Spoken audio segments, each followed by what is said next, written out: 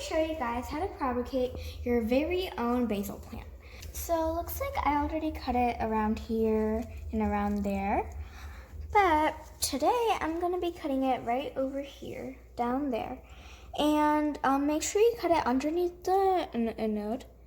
And make sure it's like a centimeter or two underneath. Right there. There we go. You propagated your very own basil plant.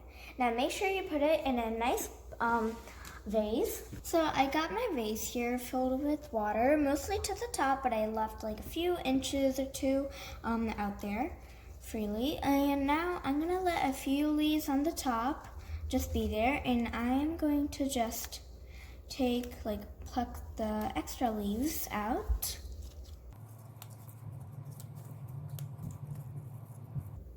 Alright, so I plucked out all the extra leaves and I have them down here.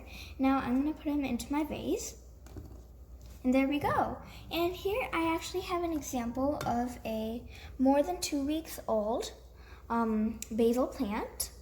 And looks like it has a lot of roots down there. And over down here, I have a more than 3-week-old basil plant. And it has like way more roots and they're very long.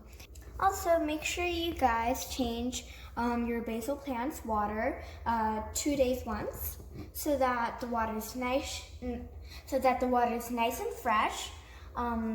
So I'm just using normal tap water, and that's just perfect. And so my 2-week-old plant is actually ready to be replanted, since it looks like there's a lot of roots down here. And once I replant it, I could propagate it again, and then I could replant it, propagate it, and then the cycle just keeps on going.